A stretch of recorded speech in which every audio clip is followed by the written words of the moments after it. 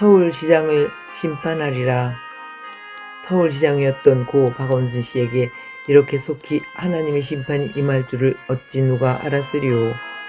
참으로 놀라운 일은 동대문 교회를 파괴한 서울시장을 하나님이 심판하실 것이다 라고 새벽에 연거푸 3번씩이나 만났던 어느 택시 기사님이 말한 지 1년여 만에 그 일이 실제로 일어났을 때 우리 부부의 충격은 이루 말할 수 없었다.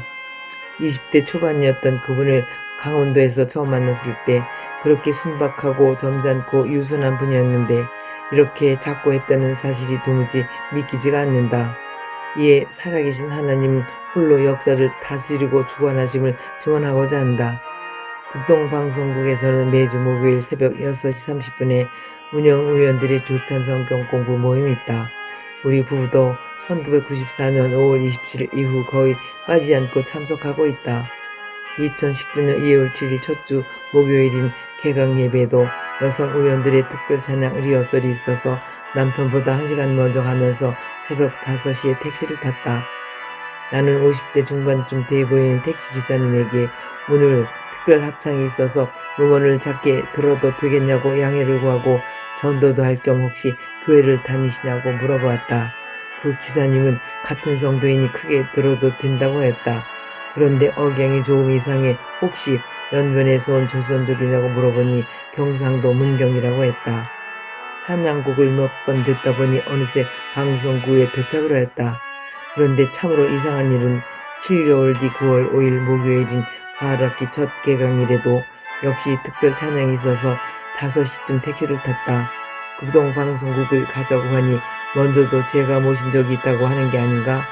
그러고 보니 어디서 들어본 음성 같았고 바로 그 택시 기사였다. 어떻게 그 택시를 또 탔을까 하여 얘기를 하다 보니 자연스럽게 나라의 현실 문제와 광화문 집회 얘기도 하게 됐다. 자신은 늘 기도를 해오고 있으며 출근하기 전에도 1시간씩 기도를 한다며 하나님의 계시를 많이 받았다고 했다. 주님께서 앞으로 나라가 정치적으로 너무 위험하므로 교회들은 주님이 원하시는 회개를 많이 해야 한다고 강조하였다. 그러면서 뜬금없이 강한 어조로 주님이 박원순 서울시장은 동대문 교회를 파괴한 자로 너무 악하게 여기심으로 반드시 심판을 할 것이라 말씀하셨다고 하는 게 아닌가? 나는 어떻든 그가 동대문 교회에 관하여 언급한 데 대해 너무 놀라서 사실 우리 남편이 변호사인데 실제로 그 교회 목사님 복권과 보상금에 대한 재판을 맡아 하여서 너무 잘 알고 있다고 했다. 한중집 D교회 재판.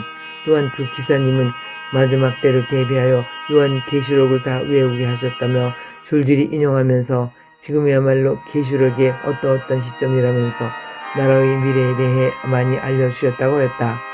그날도 말씀을 적용하며 야당 대표의 미래와 대통령과 서울시장과 차기 대통령이 나올 정당과 북한 최고 지도자의 최후 모습까지 확신 있게 언급했다. 나는 기왕에 이렇게 알게 됐으니 전화번호를 가르쳐달라고 하니 마지못해 불러주었고 임모모 집사라고 하며 전화는 가급적 하지 말아달라고 했다. 그런데 희한한 일은 3개월 뒤인 2019년 12월 5일 목요일 종강예배날 3번째로 그 기사님 택시를 탔던 것이다. 그날은 어이없게도 남편이 시계를 실수로 잘못 맞춰서 4시 30분에 울려야 할 알람이 5시에 울리는 바람에 30분 늦게 택시를 탔는데도 말이다. 나는 너무 놀라 도대체 어떻게 된 것이냐 하고 그 집사님은 태연스럽게 다 주님의 뜻이겠지요 라고 했다. 그러니 자연스럽게 요즘도 계속 기도 응답을 받으시냐고 물었다. 그 집사님은 여전히 앞으로 나라의 혼란을 대비하여 회개를 강조하며 확신 있게 나라의 정세와 내년 총선은 야당이 참패할 것이다. 대선은 어느 당이 잡을 것이며 대통령이 될 사람의 이름도 안다고 했다. 나는 집사님이 언제 또 만나겠냐고 기왕에 방송국에 도착하기 전에 이번엔 좀 자세히 말해보라고 다우점을 했다. 어쨌든 그 집사님의 말로는 이대로 가다가는 내년 총선은 야당인 우파가 폭망한다. 차기 대통령은 누가 된다. 통일은 언제 어떻게 이루어진다고 자세히 말했다. 그리고 서울시장은 반드시 심판을 받게 될 것이라고 강조하였다. 그 뒤 2020년 2월 5일에 야당 대표 황교안 씨께 주님께서 하실 말씀이 있으신지 그분께 무슨 물밑 작업은 없으신지 궁금하고 안타깝다고 문자를 줬더니 처음으로 그분에게서 전화가 왔다. 4.15 총선 후보 공천이 진행 중임에도 여전히 그 집사님의 말은 변하지 않았다. 그 후에 치러진 21대 총선 결과는 그대로 됐다. 그리고 2020년 7월 9일에 박원순 시장의 비보가 알려졌다. 남편과 나는 다 틀림없었다고 여기지 않을 수 없게 되었다. 그러고 보니 교회들이 코로나로 인해 비대면 예배라는 듣도 보도 못한 용어로 예배를 파괴당함이야말로 6.25 전쟁 이후에 남한에서 유일하게 교회를 파괴한 사건과 동등하게 여겨지는 실태가 아닌가 한다. 그리고 서울시장에게 일어난 충격적인 사건이야말로 2015년 1월 14일에 한 사람씩 손을 보겠다라고 하신 말씀이 또다시 응했다고 믿어질 뿐이다.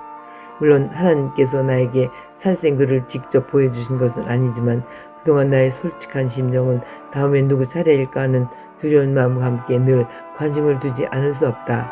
게다가 현실적으로 연이어 불거지는 일련의 상황들을 볼 때 유명을 달리하든 아니하든 앞으로도 한 사람씩 손을 보는 연결고리가 어디까지 이어질지 두려운 심정이다. 그래서일까 지나간 기도 노트를 보니 2018년 7월 23일인 어느 국회의원이 댓글 조작 사건에 연루되어 극단적 선택을 비롯해서 수차례 주님 이번에도입니다. 이번엔 어느 도지사 그 사람 차례인가요? 라고 적혀있기도 하다. 우리가 다 아는 바 사도신경을 늘 외울 때마다 본디오 빌라도에게 고난을 받으사라고 읊조리는 그 빌라도가 예수님이 십자가에 처형을 당할 당시에 총독이 아니었으면 그와 같은 천추의 불명예를 면하였을 텐데 말이다.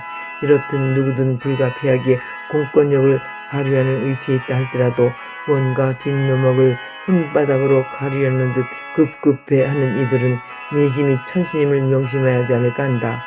나는 이러한 하나님이 분명히 살아계시는 놀라운 사실들을 어떻게 선포하나 벼르던 중에 참으로 놀람을 금할 수 없는 서울시장의 사건부터 전하기로 용기를 냈다.